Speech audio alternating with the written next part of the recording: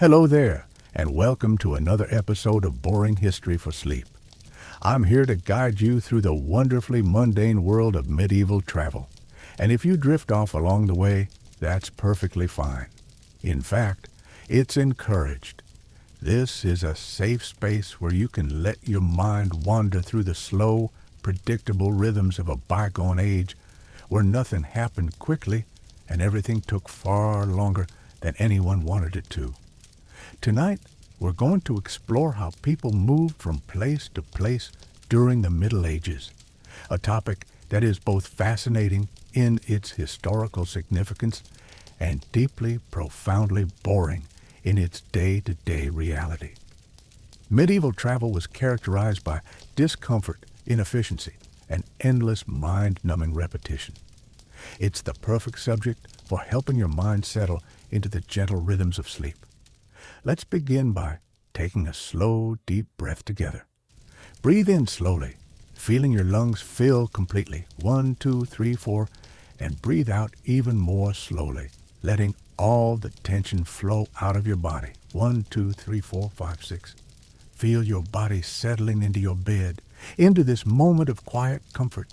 Let your shoulders drop away from your ears. Let your jaw relax completely. Let your tongue rest gently in your mouth. Allow your breathing to find its own natural rhythm, slow and steady, like the pace of a medieval ox cart. Picture, if you will, a misty medieval dawn. The air is cool and still, heavy with morning dew that clings to every blade of grass, every spider web, every surface in this slowly awakening world. Somewhere in the distance, a church bell tolls softly, marking the hour with a sound that has echoed through countless centuries, the same bronze tone that medieval travelers heard as they prepared for their own journeys. The world is just beginning to stir, and we're about to embark on a journey through time to understand how people moved from place to place in an age when travel was truly, remarkably, almost impossibly tedious. The mist clings to the ground like a heavy blanket, and through it we can just make out the outline of a dirt road stretching into the distance. This road is little more than a series of ruts worn into the earth by countless feet, hooves, and wheels over generations of use. It's not straight like modern highways, but meanders around natural obstacles, following the easiest path through the landscape. This is where our story begins, on roads that were barely worthy of the name, in a time when the journey was invariably more challenging, more uncomfortable, and more dangerous than the destination could ever justify. The Middle Ages span roughly 1,000 years of human history, stretching from about 500 to 1500 CE. Imagine that vast expanse of time, century flowing into century, like a slow, muddy river that never quite reaches the sea. During this entire millennium, Europe was a complex, ever-shifting patchwork of kingdoms, duchies, principalities, city-states, and feudal territories. Political boundaries changed with the seasons, alliances formed and dissolved like morning mist, and wars broke out over disputes that seem trivial to modern eyes, but were matters of life and death to medieval people. Throughout all these political changes, one thing remained remarkably constant. There was no single authority governing the roads, no centralized highway department maintaining the routes, no emergency services to call when your cartwheel snapped in the middle of nowhere, and certainly no maps worth trusting beyond the immediate vicinity of major cities. Travel infrastructure was a patchwork of local initiatives, religious charity, and simple necessity, with no overall plan or coordination. Take a moment to relax your shoulders even further as we step back through time. Imagine the year 800 rolling by like a slow wagon wheel, creaking and groaning under its load. Then 900, marking the passage of another century with the same grinding, inevitable pace. Then 1000, the midpoint of our medieval millennium, when people briefly worried that the world might end, but were disappointed to find that their transportation problems continued unchanged. Each century brought technological innovations and social changes, but the fundamental challenge of moving from one place to another remained frustratingly, persistently difficult. This was an age before steam engines, before internal combustion, before even the most basic understanding of efficient transportation systems or road engineering. People moved at the speed of their own 2 feet, or if they were fortunate enough to afford it, at the gentle, swaying pace of a plodding mule or ox. The fastest anyone could realistically travel was perhaps 30 kilometers in a single day, and that only under ideal conditions, which were remarkably rare and usually lasted only until the next rainstorm turned the roads into impassable quagmires.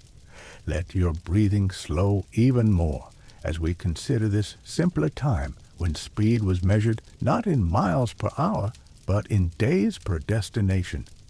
When the concept of being late had an entirely different meaning, because everyone understood that travel was inherently unpredictable, subject to weather, road conditions, mechanical failures, and the countless small disasters that could befall any journey. Punctuality was a luxury that only the very wealthy could occasionally afford, and even they had to build enormous buffers into their schedules. The Romans had built magnificent roads centuries earlier, engineering marvels that connected far-flung corners of their vast empire with straight, stone-paved highways that could carry legions and trade caravans with equal efficiency. These roads were built to last for centuries, constructed with multiple layers of carefully graded stone and gravel, equipped with drainage systems, and maintained by skilled engineers who understood the principles of load distribution and weather resistance. But by the medieval period, these stone spines of empire were crumbling, overgrown with weeds and small trees, forgotten in many places as the knowledge of their construction and maintenance faded into distant memory. What remained were the ghosts of engineering greatness, slowly returning to earth under the patient, relentless work of weather and neglect. Frost split the carefully fitted stones. Rain washed away the gravel foundations. Plant roots worked their way into every crack, gradually prying apart what Roman engineers had built to last forever. Most medieval routes were simply dirt tracks, worn smooth by countless feet and hooves and wheels over generations of continuous use. These paths followed the natural contours of the land, meandering around hills, seeking the easiest passage through forests and across streams, connecting village to village in a web of well-worn earth that resembled a nervous system more than a planned transportation network. The paths took the shape they did through pure trial and error as travelers gradually learned which routes were passable and which led to dead ends, swamps, or bandit-infested forests. In dry weather, these dirt roads were dusty and hard-packed, creating clouds of fine particles that coated everything and everyone with a layer of grit. Travelers learned to breathe through cloth when walking behind carts or animals, and the taste of road dust became as familiar as the taste of bread. But dry conditions were temporary blessings that could disappear overnight with the arrival of rain. In spring, when the snows melted and the rains came, these innocent-looking paths transformed into ribbons of mud, knee-deep, wheel-swallowing quagmires that could trap a heavily loaded cart for hours or even days. The mud had a consistency somewhere between thick soup and wet cement, clinging to everything it touched and making every step a struggle. Horses and oxen would exhaust themselves trying to pull loads through the worst sections, and travelers often had to unload their carts completely, carry everything across the muddy sections piece by piece, and then reload on the other side. Picture a lantern swaying gently in the pre-dawn darkness, casting dancing shadows on the rutted path ahead. The lantern's flame flickers in the slight breeze, creating moving patterns of light and shadow that make the road ahead seem to shift and change with each step. The soft creak of leather harness as a mule shifts under its load, the gentle jingle of metal buckles and rings, the soft snort of a tired animal, clearing dust from its nostrils. The occasional splash as a wooden wheel finds another hidden puddle, sending up a spray of muddy water that spatters the legs of anyone walking nearby. The rhythmic thud of walking sticks against packed earth creates a steady percussion that becomes hypnotic. After the first few miles, these were the sounds of medieval travel, repetitive, soothing, endlessly the same from 1 mile to the next, from one day to the next, from 1 year to the next. The sounds created their own rhythm, a slow-tempo soundtrack that helped travelers fall into the meditative trance that made long journeys bearable. Even the best roads were unpredictable in ways that modern travelers can barely imagine. A bridge might wash out in a sudden storm, leaving travelers stranded for days or weeks while they sought an alternative crossing or waited for repairs. A fallen tree could block a narrow mountain pass, requiring hours of back-breaking work with axes and saws to clear a passage wide enough for carts. Seasonal flooding could make rivers impassable for weeks at a time, forcing detours that added days or even weeks to journey times. Landslides in mountainous regions could eliminate entire sections of road, sometimes permanently. What had been a well-established route for generations might suddenly become impassable, forcing travelers to find entirely new paths or abandon their journeys altogether. Local authorities rarely had the resources to maintain roads properly, so problems accumulated over time until routes became completely unusable. Travelers learned patience, not as a virtue, but as a survival skill, because they had absolutely no choice in the matter. Frustration and anger accomplished nothing when faced with natural obstacles or mechanical failures. The ability to accept delays with philosophical resignation became one of the most important travel skills anyone could develop. For the vast majority of medieval people, travel meant walking. Plain, simple, one foot in front of the other for hour after hour, day after day, week after week. It was the most basic form of human locomotion, unchanged since our ancestors first began to explore beyond their immediate territories thousands of years earlier. Walking required no special equipment, no expensive animals, no complex preparations. It was available to everyone, regardless of social status or economic condition. A typical day's journey on foot covered 15 to 25 kilometers, depending on the terrain, the weather, how heavily loaded the traveler was, the condition of their feet, and their general state of health. Experienced walkers could cover longer distances, while elderly people, children, or those carrying heavy loads might manage considerably less. The pace was necessarily slow, allowing time to test uncertain footing, navigate obstacles, and rest frequently. Medieval shoes were thin-soled affairs called turn shoes, made of soft leather that molded to the foot over time. They were constructed by sewing the leather inside out, then turning it right side out to hide the seams inside. This created a smooth interior surface that was comfortable against the skin, but it also meant the soles were remarkably thin, offering little protection from stones, thorns, or the endless miles of hard-packed earth and sharp gravel that made up most roads. The thin soles meant that walkers could feel every pebble, every stick, every irregularity in the road surface. This heightened sensitivity was both a blessing and a curse. It allowed experienced travelers to navigate safely in poor light or uncertain conditions. But it also meant that every step over rough terrain was uncomfortable. Feet grew tough and calloused over time, developing thick, protective skin that served as natural armor, or they remained tender and prone to cuts, bruises, and blisters. Imagine a villager setting out at dawn, carrying a walking staff cut from a sturdy branch and carefully shaped to fit the hand.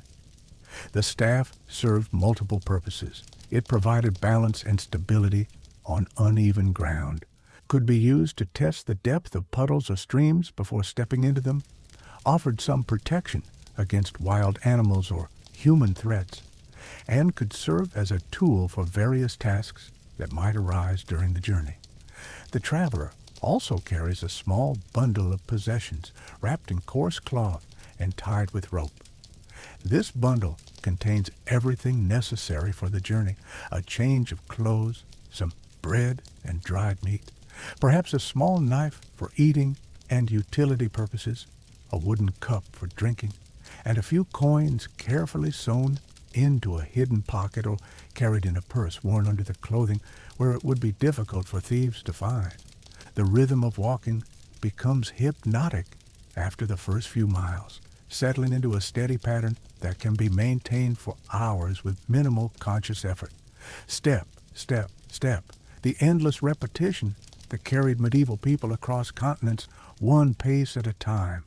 Let's count together, slowly, the way a medieval traveler might count to measure distance or simply to pass the long hours of monotonous travel. 1, 2, 3, 4, 5, 6, 7, 8, 9, 10. The numbers become meaningless after a while, just part of the background rhythm of a life lived at walking pace. 11, 12, 13, 14, 15, 16, 17, 18, 19, 20. The counting itself fades into the unconscious pattern of putting one foot in front of the other, breathing in rhythm with the steps, watching the road ahead for obstacles or hazards. The landscape changes slowly at walking speed, revealing details that would be missed at faster paces. A distant hill that appeared on the horizon in the morning might not be reached until late afternoon, its features gradually becoming clearer as the hours pass. A forest that seemed small from a distance could take hours to traverse, its canopy blocking out the sun and creating a twilight world of filtered green light and soft footfalls on fallen leaves. Villages appeared as welcome breaks in the monotony, their church spires or defensive walls visible from miles away, promising rest, food, and human companionship after long stretches of solitary travel.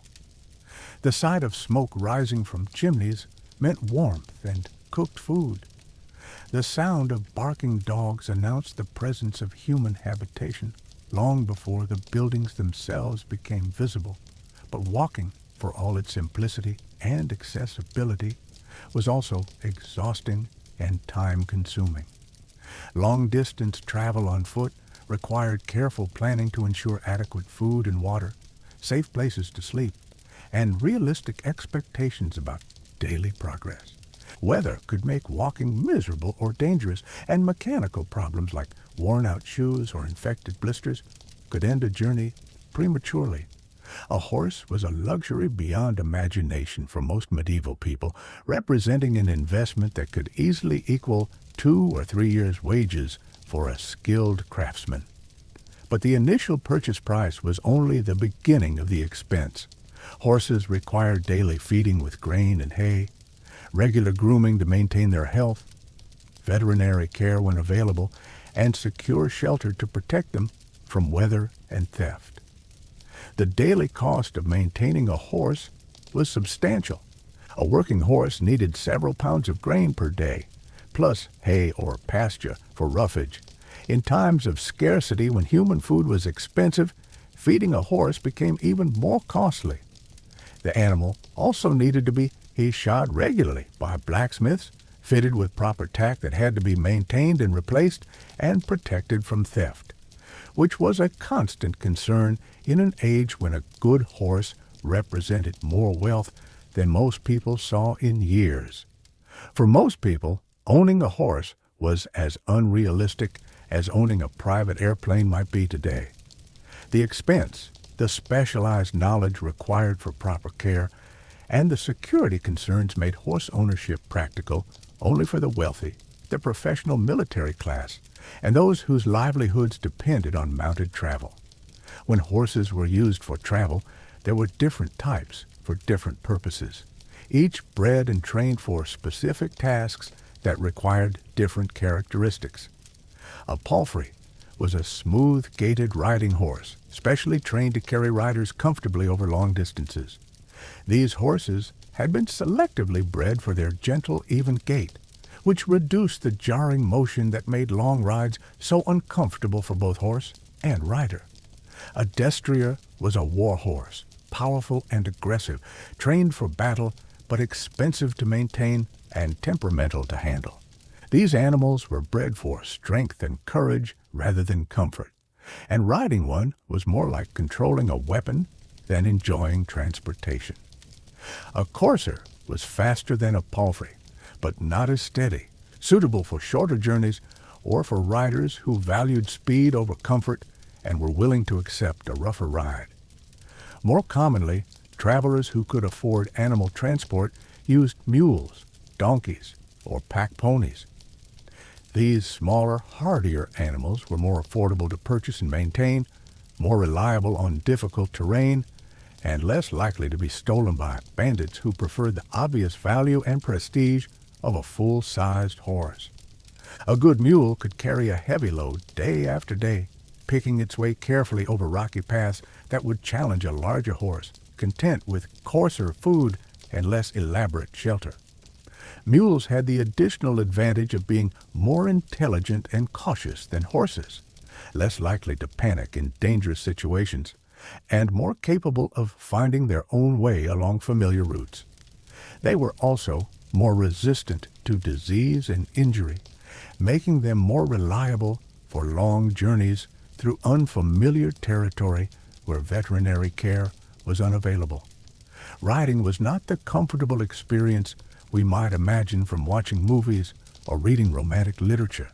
Medieval saddles were hard, unforgiving constructions of wood and leather, designed more for security and durability than for comfort. The wooden framework, called a saddle tree, was covered with leather and sometimes padded with wool or horsehair, but the padding was minimal and quickly compressed under the rider's weight. The stirrups were often poorly adjusted, either too short or too long, because the concept of individual fitting was limited by the expense of custom equipment. Most riders made do with whatever stirrups were available, leading to poor leg position and additional discomfort during long rides. The constant motion of a horse over rough terrain created a jarring, bouncing ride that left riders with aching backs, sore hips, and raw patches where their clothes rubbed against skin. Experienced riders developed their own techniques for managing the discomfort. They learned to shift their weight in rhythm with their horse's gait, to rise and fall with the motion rather than fighting against it. They wore layers of soft clothing to cushion the pressure points, and they took frequent breaks to dismount, walk beside their mount, and restore circulation to cramped muscles. Even so, a long day in the saddle left everyone stiff and sore, grateful for the simple pleasure of firm ground beneath their feet. The relationship between rider and horse was necessarily intimate, since both depended on each other for safety and success.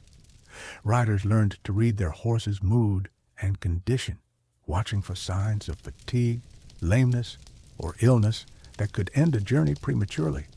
Horses, in turn, learned to trust their rider's judgment about pace, direction, and safe passage through dangerous terrain. Listen to the soft thud of hooves on packed earth, a steady four-beat rhythm that becomes as natural and soothing as a heartbeat. The gentle snort of a tired horse clearing dust from its nostrils. The creak and jingle of leather tack, the soft whisper of a mane moving in the breeze, the occasional stamp of a hoof as the animal shifts its weight. These sounds created the soundtrack of mounted travel, familiar and comforting to those who spent their lives on horseback, but also monotonous in their endless repetition, like a lullaby that could carry a listener into peaceful sleep. Wheeled vehicles represented the most advanced transportation technology available to medieval travelers, which is to say, they were crude, uncomfortable, and prone to frequent breakdowns that could strand travelers for days in remote locations with no help available. The technology of cart and wagon construction had changed little since ancient times, and the limitations of medieval metallurgy, woodworking, and engineering meant that even the best vehicles were barely adequate for their intended purpose. The earliest carts had solid wooden wheels, literally carved from single pieces of timber. These wheels were incredibly heavy and difficult to maneuver, requiring enormous effort from the animals pulling them. They were also prone to splitting along the grain of the wood, especially when subjected to the stresses of heavy loads and rough terrain. The main advantage of solid wheels was their simplicity and durability. There were no spokes to break, no complex joints to fail, and repairs could often be made with basic woodworking tools. Later in the medieval period, spoked wheels became more common. These were lighter and somewhat more maneuverable than solid wheels, reducing the effort required from draft animals and allowing faster travel over good roads. However, spoked wheels were also more complex to construct, requiring skilled wheelwrights who understood the precise angles and tensions needed to create a strong, stable wheel. They were more likely to break under stress, and repairs required specialized tools and knowledge that might not be available in remote locations.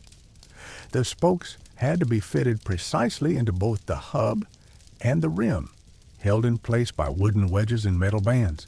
The rim itself was often reinforced with iron strips called tires, which were heated and fitted while hot, then allowed to cool and shrink for a tight fit. This process required a blacksmith shop and considerable skill, making wheel repairs expensive and time-consuming. There was no suspension system whatsoever in medieval vehicles. The cart or wagon was simply a wooden box mounted directly on axles, with perhaps some straw or cloth thrown in to provide minimal cushioning.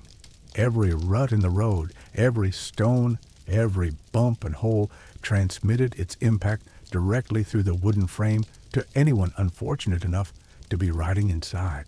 The result was a constant jarring, bouncing, teeth-rattling experience that left travelers exhausted and sore after just a few hours of what modern people would consider gentle driving.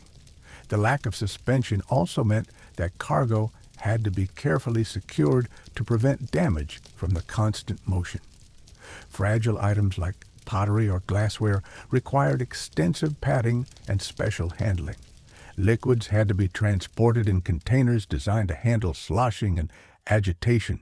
Even sturdy goods like grain or wool needed to be properly packed to prevent shifting that could damage the cargo or upset the balance of the vehicle. The axles were lubricated with animal fat, usually pork lard or beef tallow, which worked reasonably well when it was fresh, but had a tendency to collect dirt and grit over time. The accumulated debris acted like grinding paste, accelerating wear on both the axle and the wheel hub. The grease needed to be cleaned and reapplied regularly, a messy and unpleasant task that was nonetheless essential for keeping the wheels turning smoothly. Even with proper maintenance, axles wore out regularly and had to be replaced or repaired. The constant friction, combined with the stresses of heavy loads and rough roads, gradually wore down the wooden axles until they became dangerously thin and prone to breaking. A snapped axle could disable a vehicle completely, leaving travelers stranded until repairs could be made with whatever materials and tools could be found locally. A broken wheel or snapped axle meant hours or days of delay while repairs were improvised with whatever could be found in the immediate area. Travelers learned to carry basic tools and spare parts when possible, but weight and space limitations meant that major repairs often required creative solutions involving borrowed materials, makeshift fasteners, and prayers that the fix would hold long enough to reach the next town with proper craftsmen and equipment. The creativity required for emergency repairs became legendary among medieval travelers. Broken wheels were reinforced with rope, metal bands, or even strips of leather. Snapped axles were splintered with pieces of wood found beside the road. Damaged wheel hubs were packed with cloth, moss, or animal hair to reduce wobbling. These temporary fixes rarely restored full functionality, but they often provided enough stability to allow slow progress to the next settlement. River crossings presented their own special challenges for wheeled vehicles, challenges that could turn routine journeys into major expeditions requiring days of preparation and considerable expense. Most streams and rivers had no bridges at all, forcing travelers to ford them at shallow points that might be easily passable during dry seasons, but completely impassable during spring floods or heavy rains. Finding safe fording points required local knowledge that travelers rarely possessed. What appeared to be a shallow, safe crossing might hide deep holes, soft mud that could trap wheels, or swift currents that could sweep away vehicles and animals. Many rivers changed their channels seasonally, making previously safe crossings dangerous or impossible. When bridges did exist, they were often privately owned toll bridges, where crossing fees could add significantly to the cost of a journey. Bridge owners had invested considerable resources in construction and maintenance, and they needed to recoup those costs through tolls. The fees were usually based on the size and weight of vehicles, the number of animals, and sometimes the perceived wealth of the travelers.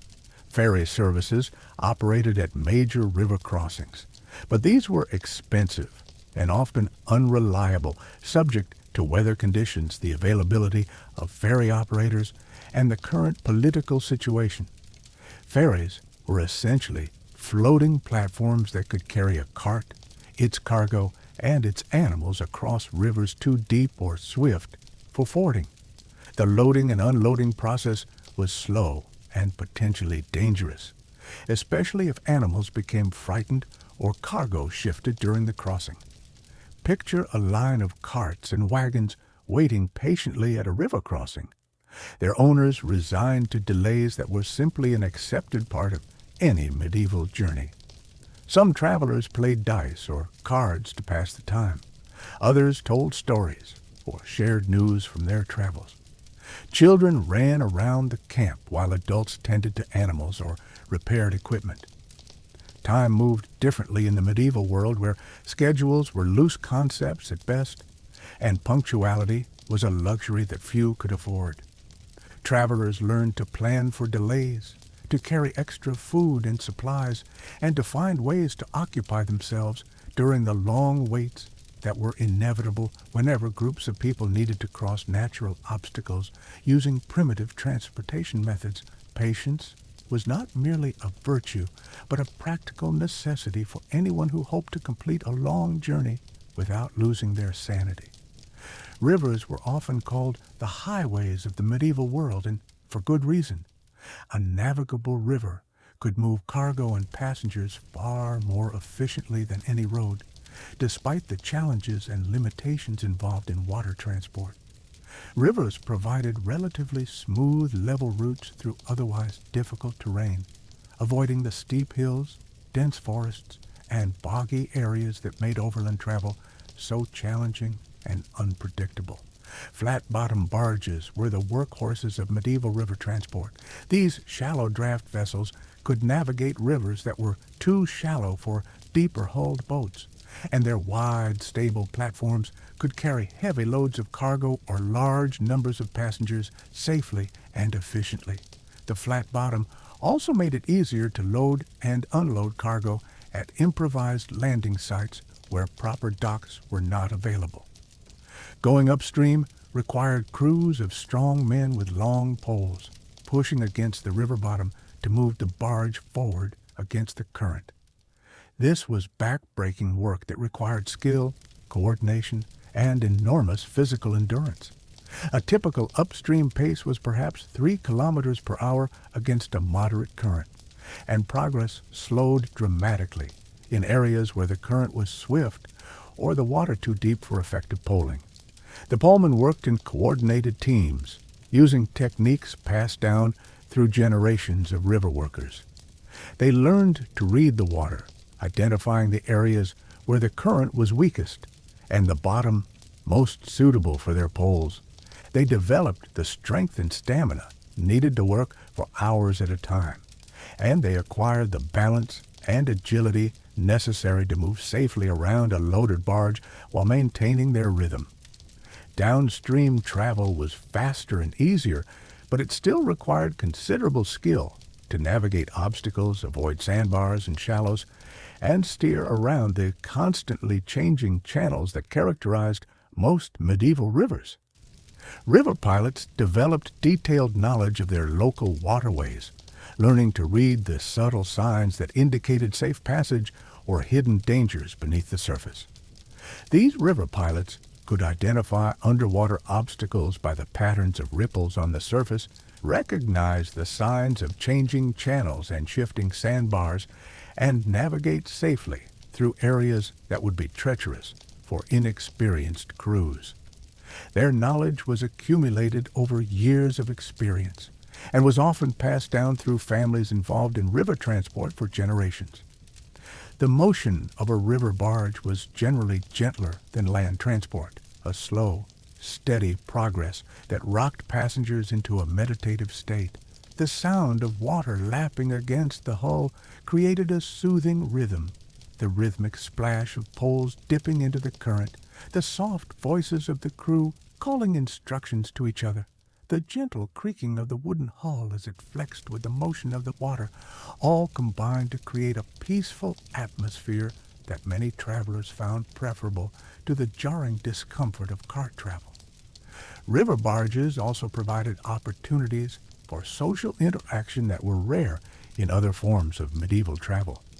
Passengers on a barge shared the same deck space for days at a time, creating temporary communities where people from different backgrounds could exchange stories, news, and ideas. The slower pace of river travel allowed time for conversation and reflection that was impossible during the constant attention required for overland travel. Sea travel opened up possibilities for much longer journeys, but brought its own set of challenges and risks that made ocean voyages serious undertakings requiring careful preparation and considerable courage. Medieval ships were small by modern standards, typically ranging from single-masted fishing boats that stayed close to shore to larger cargo vessels that might venture across open water for trade or military purposes. The most common merchant ships were called cogs, sturdy vessels with deep hulls and single square sails, designed more for carrying capacity than for speed or comfort. These ships could carry substantial loads of cargo or large numbers of passengers, but they were slow and difficult to maneuver, especially in adverse weather conditions. Coastal navigation was the preferred method of sea travel throughout most of the medieval period. Ships would hug the shoreline, putting into harbor every night if possible, both to avoid the dangers of night sailing and to take on fresh water and supplies. This island-hopping approach made voyages extremely slow, but it also made them somewhat safer than attempting to sail directly across open water without reliable navigation instruments. The constant need to find safe harbors meant that sea voyages were subject to delays and detours that could extend journey times unpredictably. Bad weather could force ships to remain in port for days or weeks, waiting for conditions to improve. Adverse winds could make it impossible to make progress along certain coastlines, forcing long detours or extended delays. The motion of a medieval ship was unlike anything experienced on land, and many passengers found it deeply unpleasant.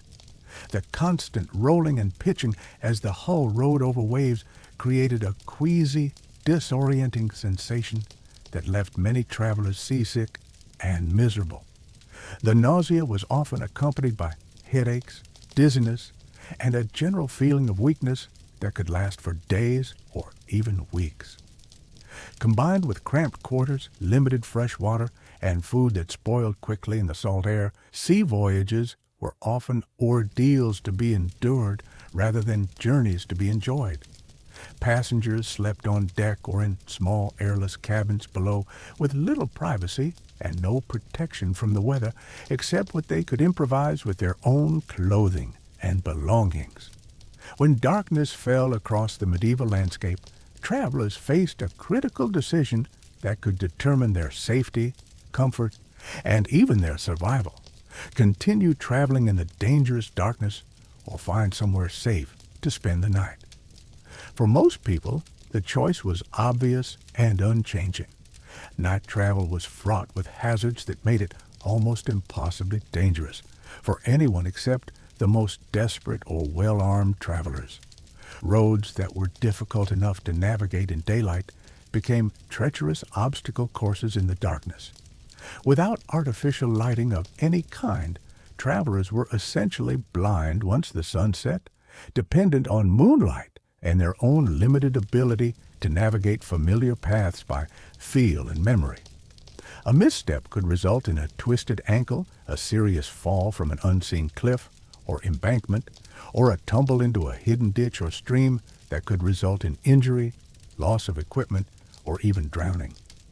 More importantly, from a practical standpoint, darkness brought human dangers that were far more serious than natural hazards. Bandits and robbers preferred to operate under cover of night, when they could set ambushes, attack without warning, and escape unseen into the darkness. The absence of artificial lighting gave criminals enormous advantages over their victims, who could be surrounded and overwhelmed before they even realized they were in danger. Wolves, while not as common or as dangerous as medieval folklore and literature suggested, were still a real threat in some regions, particularly during harsh winters when natural prey was scarce and the animals became desperate enough to approach human settlements. Even domestic animals could become dangerous in the dark, as frightened horses or cattle might stampede if startled by unexpected sounds or movements. The psychological effects of traveling in complete darkness were perhaps as challenging as the physical dangers. The medieval night was truly dark in ways that modern people, accustomed to artificial lighting, can barely imagine. Without streetlights, house lights, or even candles burning in windows, the countryside was plunged into absolute blackness that could be disorienting and terrifying even for experienced travelers.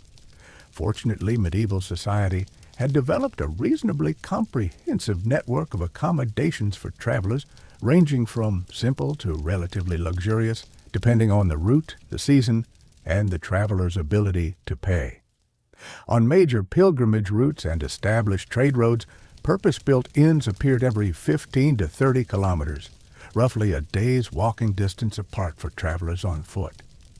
These establishments varied enormously in quality, size, and cost, but they all provided the basic necessities that travelers required: shelter from the weather, security for themselves and their possessions, food and drink, and a place to rest and recover from the day's journey.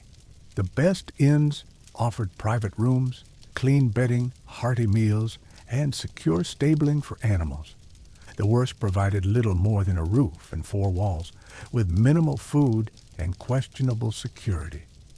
A typical roadside inn was a modest building, often constructed around a central courtyard where animals could be safely stabled overnight. The courtyard design served multiple purposes. It provided security by keeping valuable animals enclosed and guarded. It made efficient use of limited space, and it created a natural gathering place where travelers could socialize and exchange information. The main building usually featured a large common room where travelers could eat, drink, and socialize around a central hearth. This room served as the social center of the inn, where news was exchanged, deals were negotiated, and entertainment was provided by traveling musicians, storytellers, or the guests themselves. The warmth from the fire was often the most comfortable feature of the entire establishment. Upstairs, if there was an upstairs, simple sleeping chambers provided basic accommodation. These rooms were usually small and Spartan, containing little more than beds and perhaps a chest or shelf for storing personal belongings. Privacy was minimal, as rooms often housed several travelers who might be complete strangers to each other. The concept of individual accommodations was a luxury that only the wealthy could afford. The beds themselves were far from comfortable by modern standards. Straw mattresses were common, stuffed with whatever plant material was locally available and affordable. Wheat straw, hay, corn husks, or even dried leaves and moss. These mattresses provided some cushioning and insulation from cold floors, but they were also home to a variety of small creatures that medieval travelers simply accepted as part of the experience. Fleas, lice, bedbugs, and mice were regular companions for medieval travelers, regardless of the quality of their accommodations. These pests were not merely annoying, but could also carry diseases and parasites that posed serious health risks. Travelers learned to inspect bedding carefully, to sleep in their clothes when necessary, and to carry their own blankets or cloaks when possible. Clean linens were rare and expensive, so most travelers either brought their own bedding or slept on whatever covering the inn provided, which might have been used by dozens of previous guests without being washed. The concept of changing sheets between guests was not yet established, and laundering was a labor-intensive process that most innkeepers avoided whenever possible. Monastic houses provided another important source of accommodation for travelers, operating under religious principles that required them to offer hospitality to strangers, particularly pilgrims and the poor.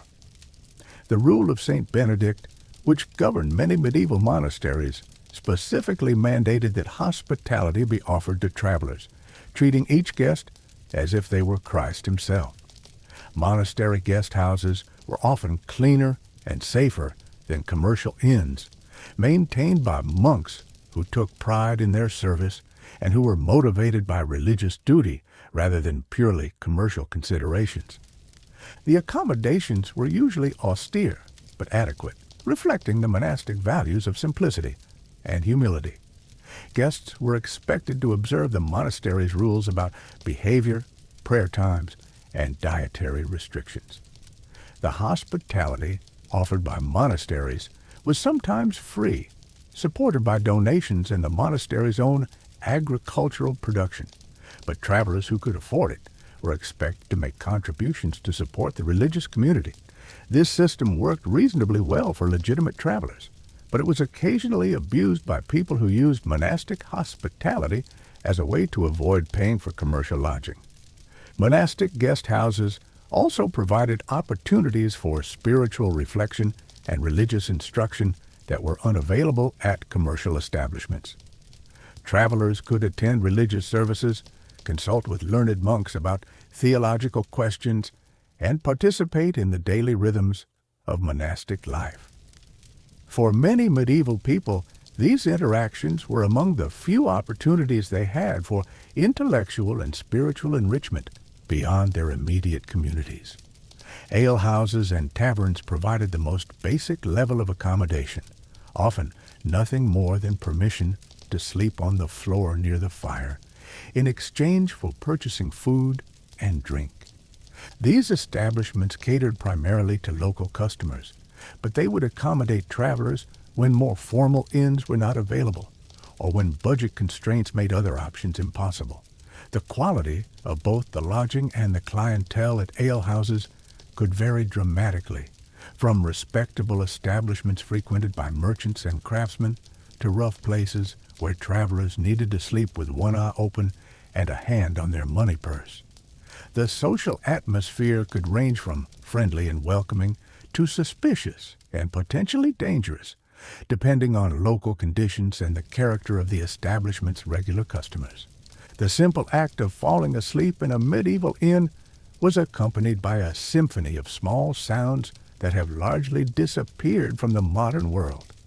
The crackle and hiss of green wood burning in the hearth, sending occasional sparks up the chimney, the soft rustling of straw as other guests shifted in their sleep or tried to find more comfortable positions on lumpy mattresses, the occasional scratch and scurry of mice in the walls, conducting their own nocturnal business, the distant sound of horses moving in the stable below, shuffling their feet, snorting softly or quietly munching hay.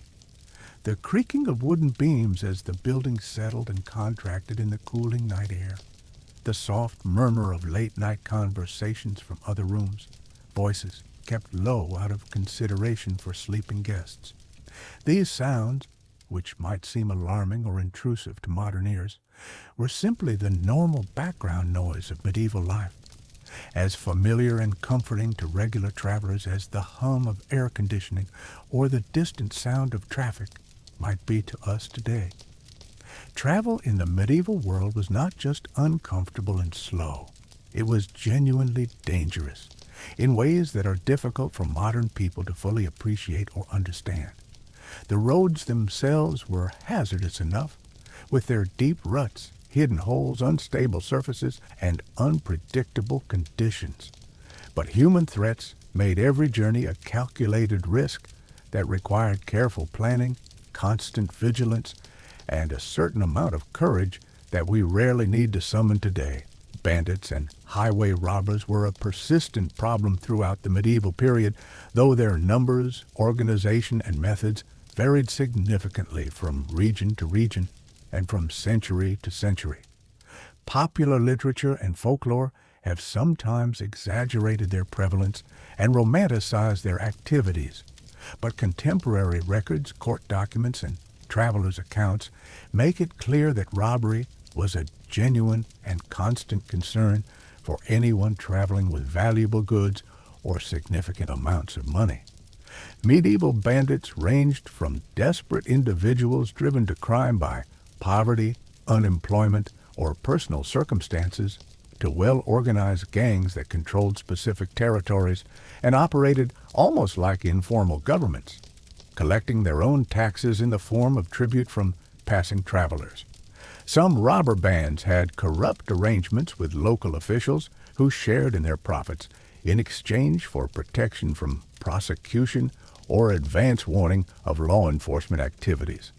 The most sophisticated bandit organizations operated in remote areas where law enforcement was weak or non-existent, establishing semi-permanent camps and developing detailed knowledge of local roads, travel patterns, and the movements of wealthy merchants or other attractive targets. They often had networks of informants in towns and villages who provided information about upcoming journeys and the likely value of various travelers' possessions. Some bandit groups specialized in particular types of robbery. Highway robbers focused on travelers carrying cash or easily portable valuables. Cattle rustlers targeted livestock being driven to market. River pirates attacked barges and boats carrying commercial cargo.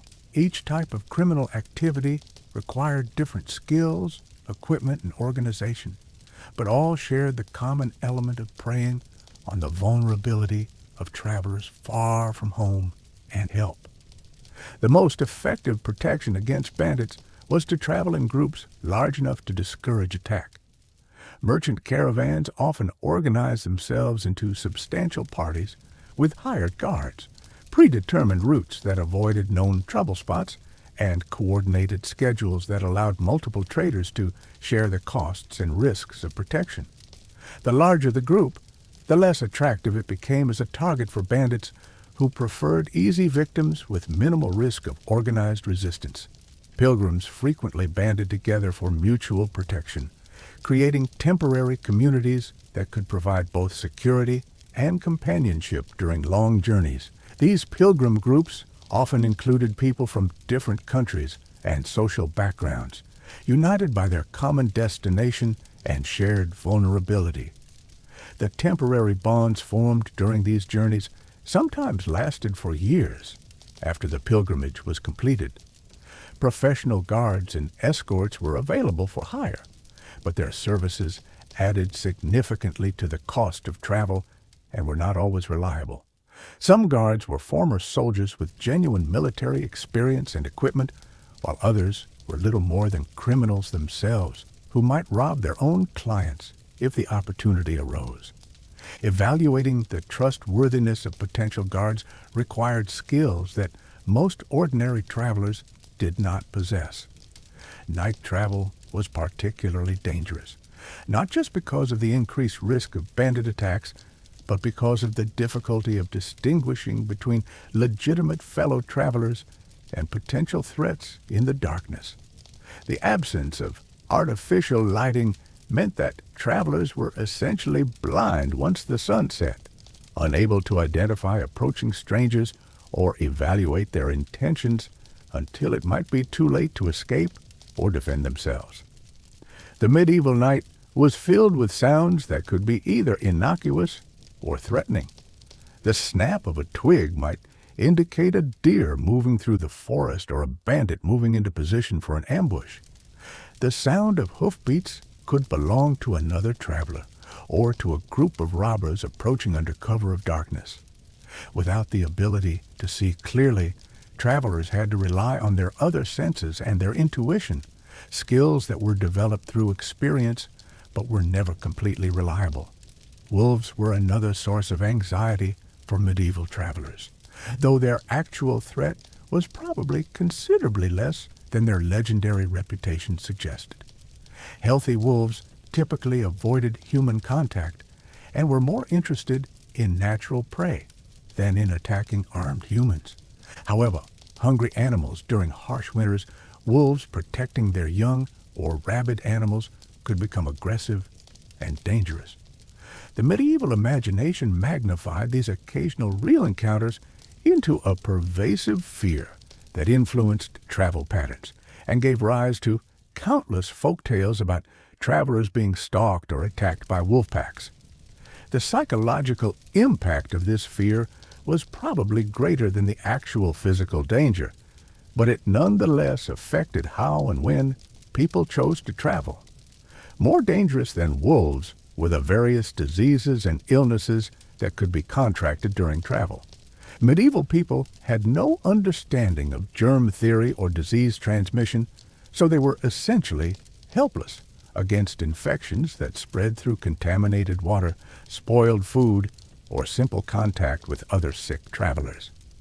The close quarters and poor sanitation conditions typical of medieval accommodations created ideal environments for the spread of infectious diseases. Dysentery from drinking stagnant ditch water was a common and potentially fatal hazard that could end a journey prematurely and leave travelers stranded far from home. Typhoid fever, cholera, and various forms of food poisoning were constant threats that could strike without warning. Travelers who became seriously ill on the road often had limited options for treatment and might find themselves dependent on whatever charity they could find from strangers. The medical knowledge available to medieval travelers was a mixture of folk remedies, religious practices, and occasionally effective treatments based on centuries of trial and error. Monasteries often maintained infirmaries where sick travelers could receive basic care, but the treatments available were limited and often ineffective by modern standards. Despite all these dangers and difficulties, medieval people continued to travel, driven by necessity, curiosity, faith, or ambition. The medieval period was also an age of profound religious devotion, and this faith created its own distinctive form of travel, pilgrimage. Pilgrims traveled for spiritual reasons, seeking divine favor, fulfilling religious vows, pursuing personal spiritual growth through the hardships and experiences of a long journey to a sacred destination, or hoping for miraculous cures for physical ailments. Pilgrimage was so important in medieval culture that it created its own comprehensive infrastructure of roads, hostels, guides, and services designed specifically to support religious travelers. The economic impact of pilgrimage was enormous, supporting entire communities along major routes and creating a medieval tourism industry that employed thousands of people. The most famous pilgrimage destinations included Santiago de Compostela in northwestern Spain, where the remains of St. James the Apostle were believed to be buried, Canterbury in England, site of Thomas Becket's martyrdom, and the focus of countless pilgrimages immortalized in Chaucer's Canterbury Tales, Rome, with its countless sacred sites, relics, and opportunities for religious indulgences, and Jerusalem, the ultimate pilgrimage destination that was unfortunately often inaccessible due to political conflicts and military campaigns. Each major pilgrimage route developed its own distinctive culture, customs, and traditions. Pilgrims wore special clothing that identified their status and destination. Broad-brimmed hats to protect against sun and rain, sturdy walking sticks, and distinctive badges that showed which shrines they had visited. These badges served as both souvenirs and proof of completed pilgrimages, and they provided pilgrims with certain legal protections under church law. They often traveled with pilgrim licenses issued by church authorities, official documents that served as both identification and evidence of their legitimate religious purpose. These licenses could provide protection against accusations of vagrancy or suspicious behavior, and they sometimes entitled pilgrims to reduced tolls, free meals, or other forms of assistance from religious institutions along their route. The pilgrimage to Santiago de Compostela, known as the Camino de Santiago, became so well established that it developed into an extensive network of routes stretching across France and Spain, complete with purpose-built bridges, hostels, hospitals, and even the world's first comprehensive travel guidebook. This guidebook, written by a French monk named Aimé Picot in the 12th century, provided practical advice about routes, accommodations, local customs, food, and even warned about dishonest innkeepers, dangerous river crossings, and regions where pilgrims might encounter hostility. Pilgrimage hostels were often much more comfortable and better maintained than commercial inns, supported by donations from wealthy patrons who viewed providing hospitality to pilgrims as a form of charitable work that would benefit their own souls. These hostels could accommodate hundreds of travelers at once, creating temporary communities of people from different countries and social backgrounds united by their common spiritual purpose. The international nature of major pilgrimage routes created fascinating opportunities for cultural exchange.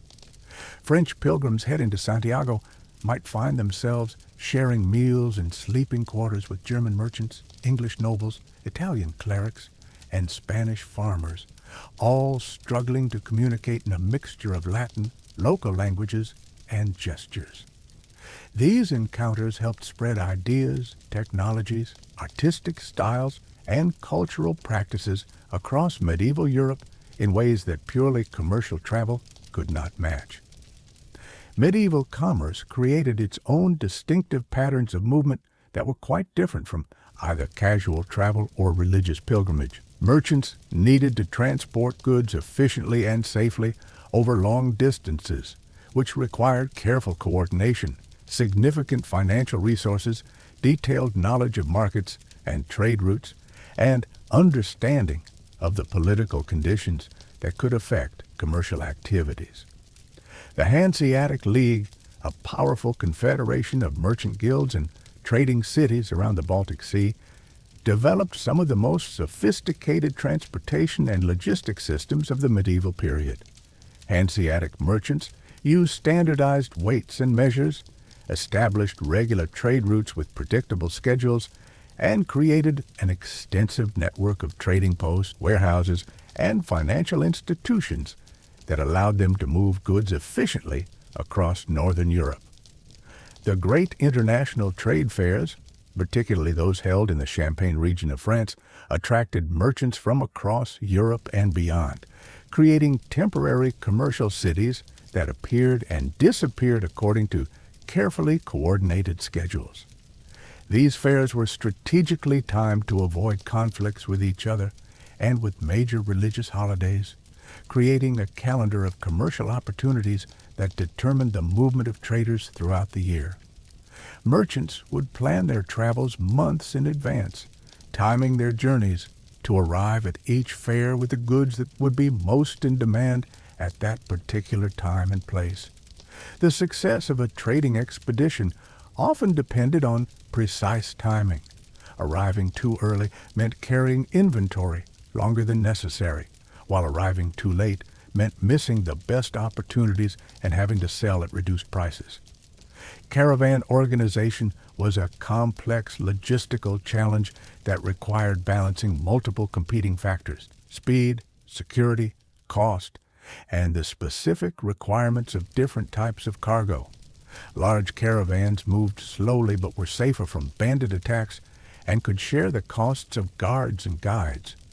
Small groups could travel faster and were less conspicuous, but they were more vulnerable to robbery and had to bear security costs individually.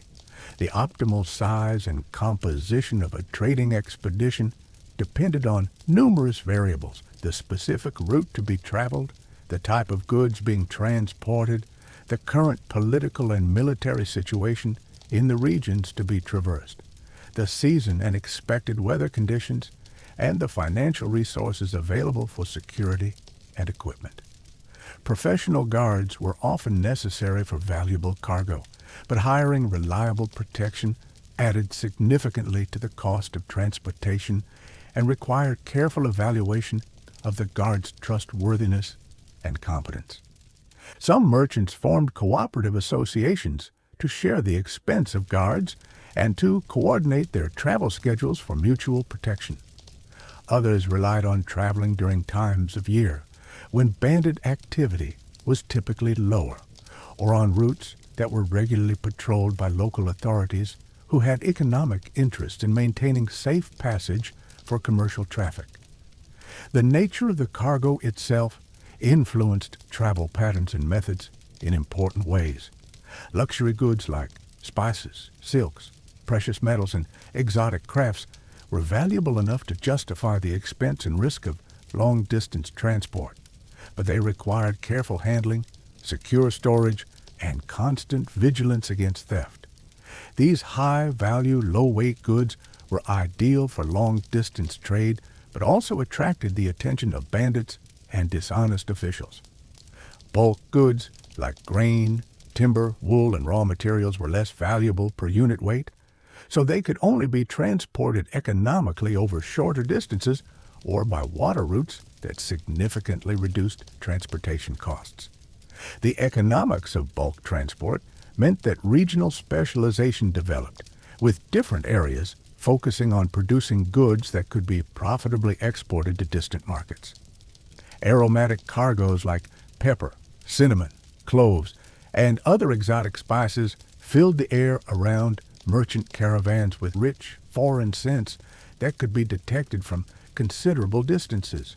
These distinctive smells became associated with wealth, adventure, and far-off lands in the medieval imagination, contributing to the romantic appeal of merchant travel despite its many practical hardships and dangers. Military movement presented its own unique set of challenges and requirements that were quite different from civilian travel.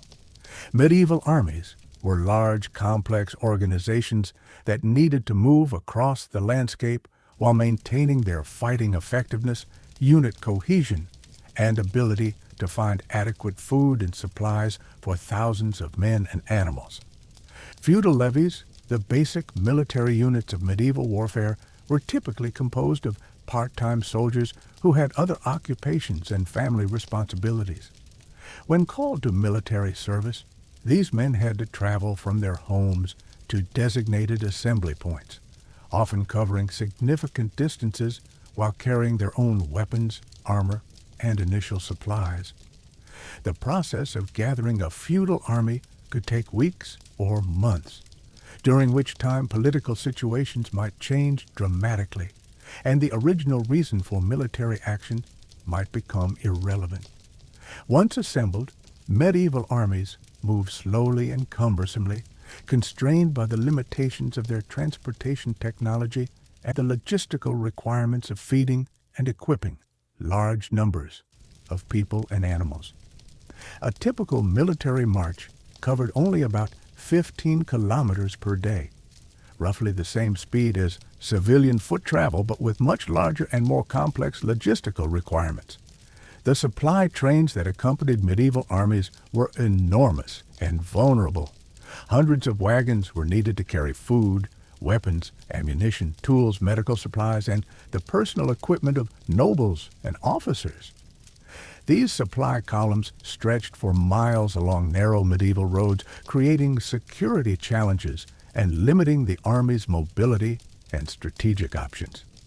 Camp followers were an unavoidable part of medieval military life, despite the complications they created for military operations.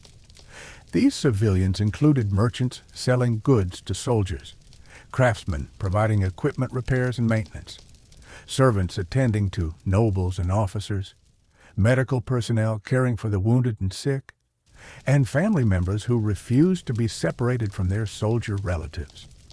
A medieval army on the march was not simply a military force, but a moving city, complete with all the logistical challenges, social dynamics, and organizational problems that such mobility implied. The army needed to find adequate campsites with access to water, pasture for animals, and defensible positions.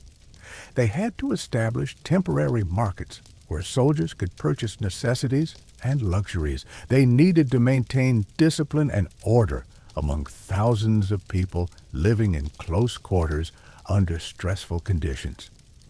The siege trains that accompanied major military campaigns were particularly impressive, and slow-moving spectacles that demonstrated both medieval engineering capabilities and the limitations of medieval transportation.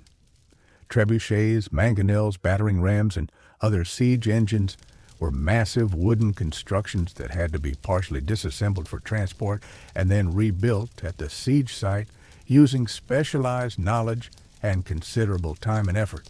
The heavy timbers, metal components, counterweights, and hardware required for these machines created transportation challenges that could slow an army's advance to a crawl. Some siege engines were so large and complex that they were built on-site using materials gathered from the surrounding area. But this approach required carrying specialized tools, hardware, and skilled engineers capable of directing the construction process. The social hierarchy of medieval society was clearly and consistently reflected in travel patterns, accommodations, and the general experience of moving from place to place. The differences between social classes were nowhere more apparent than in the contrast between how nobles and peasants traveled, demonstrating the enormous gulf that separated the wealthy from the poor in medieval society. Nobles, wealthy merchants, and high-ranking church officials traveled in comfort and style that was completely beyond the reach of ordinary people, while peasants, laborers, and other common folk made their journeys on foot with minimal possessions and extremely limited resources.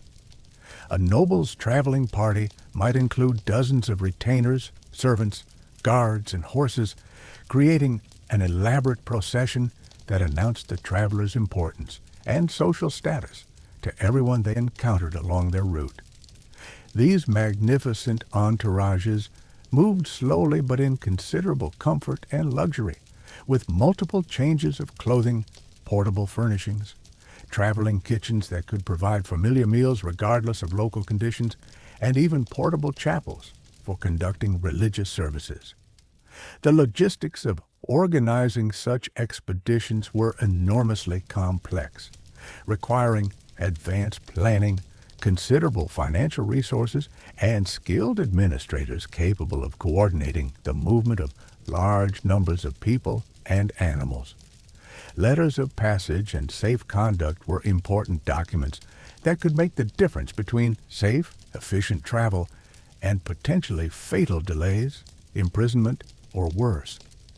These official papers, issued by rulers, church authorities, or other recognized leaders, provided travelers with legal protection and sometimes exempted them from tolls, customs duties, and other travel expenses that could significantly increase the cost of a journey.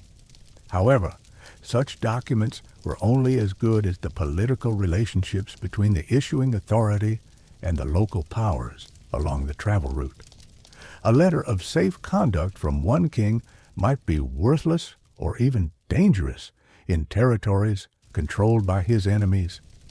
The complex and constantly changing political landscape of medieval Europe meant that diplomatic immunity was always uncertain and conditional.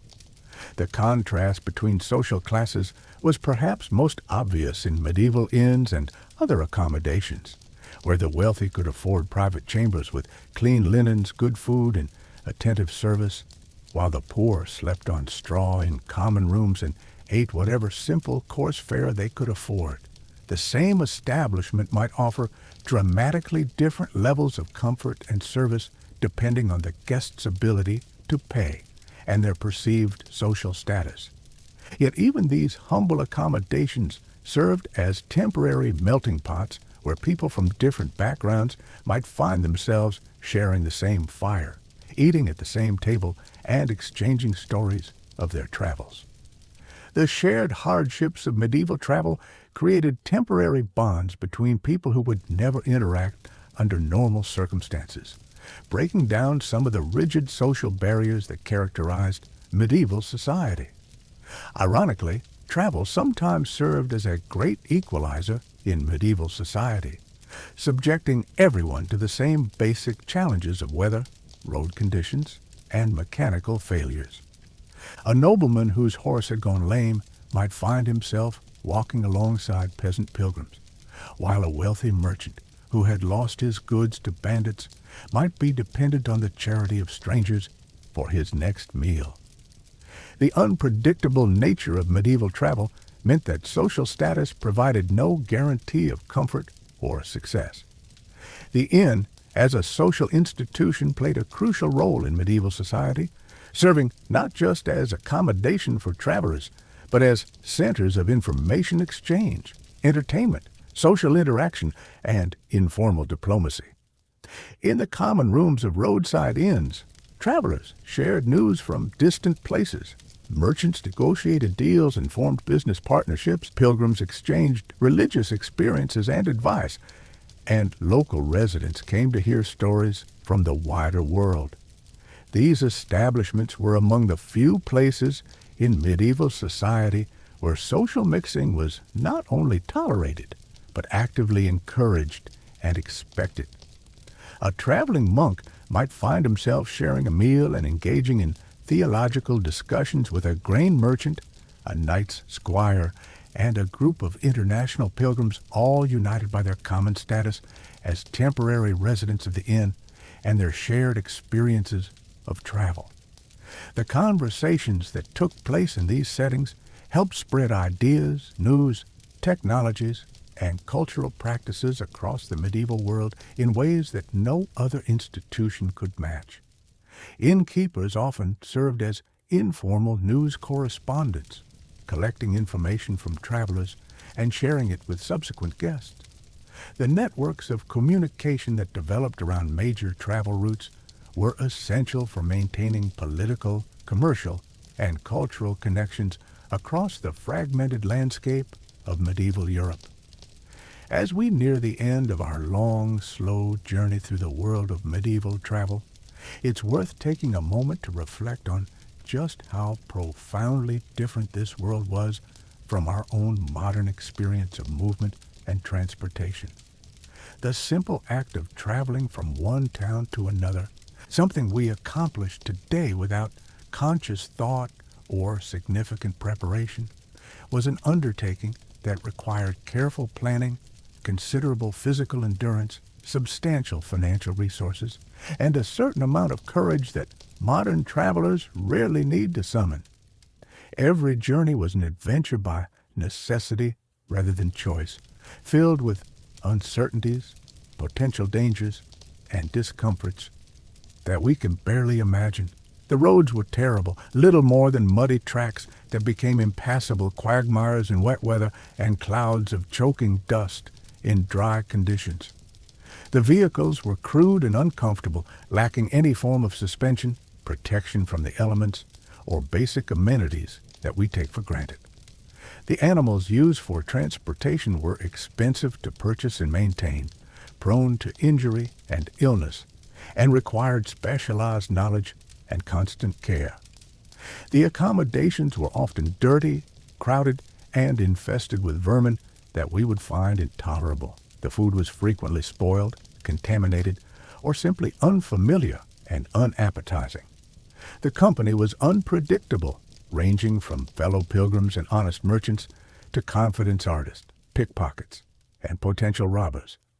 Yet despite all these challenges and hardships, people traveled anyway, driven by the same basic human needs and desires that motivate us today: economic necessity, religious devotion, family obligations, curiosity about the wider world, and the hope for better opportunities elsewhere. They developed ingenious strategies for coping with the hardships, created informal systems for finding safe accommodation and reliable information, and built networks of mutual support that helped them survive the countless challenges of medieval mobility. They learned to read the subtle signs of weather and changing road conditions, to judge the character and trustworthiness of strangers encountered along the way, and to find contentment and even joy in the simple pleasures of a warm fire, a dry place to sleep, and a hot meal after a long day's journey through difficult terrain. The pace of medieval travel imposed its own distinctive rhythm on life, a rhythm that modern people have largely forgotten in our age of instant communication and rapid transportation. Time was measured not in minutes and hours, but in days and seasons. Appointments were kept not to the hour, but to the week or month. Distance was experienced not as an abstraction on a map, but as a physical reality to be overcome one step at a time, 1 mile at a time, 1 day at a time.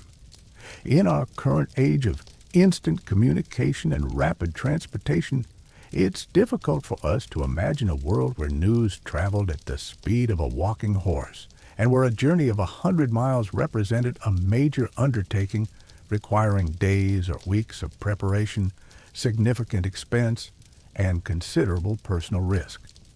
Yet this was the everyday reality for countless generations of our ancestors, who somehow managed to build civilizations, maintain extensive trade networks, create magnificent works of art and architecture, and produce literature and scholarship that still inspire and influence us today. The medieval travelers we've followed on this journey would be amazed and probably overwhelmed by our modern world, where people routinely travel distances in hours that would have taken them weeks or months to cover. They would marvel at our smooth, paved roads, our comfortable, climate-controlled vehicles, our reliable schedules, and our taken-for-granted safety and security. They might even be a little envious of our heated buildings, our clean water, our variety of food, and our beds that are free of fleas, lice, and other unwanted companions. But they might also have something to teach us about patience, resilience, and the ability to find satisfaction in simple things. They understood that travel was inherently difficult and unpredictable, and they accepted delays and discomforts as natural parts of the experience rather than as failures of planning or service. They appreciated comfort when they found it because they knew how rare and precious it was. So, as you settle into your comfortable bed tonight, surrounded by the conveniences and securities of modern life, take a moment to appreciate how much easier travel has become and how much safer and more comfortable our daily lives are compared to those of our medieval ancestors. No need to worry about bandits on the highway or wolves in the forest. No need to plan for weeks of discomfort and danger in order to visit a distant city. No need to test the depth of every puddle with a walking stick, or to sleep with one hand on your money purse and one ear listening for suspicious sounds in the night. Remember those patient medieval travelers who accepted discomfort and danger as simply part of the price of going from one place to another. Remember their resigned acceptance of muddy roads and broken cartwheels, their gratitude for simple shelter and a warm meal, their courage in facing the unknown dangers that lay beyond the next hill or around the next bend in the road. Their journeys are over now, their stories mostly forgotten, lost in the vast anonymity of history, but their patience and perseverance helped create the world we live in today. Their willingness to endure hardship for the sake of trade, pilgrimage, diplomacy, and simple human curiosity built the connections that eventually grew into our modern global civilization. And perhaps in some small way, their quiet acceptance of life's inevitable hardships and their ability to find peace despite uncertainty and discomfort can help us find our own rest as we settle into sleep, grateful for our comfort and security, ready to rest peacefully through the night, knowing that we are safe and warm and protected from the dangers and discomforts that made every medieval journey an act of faith and courage.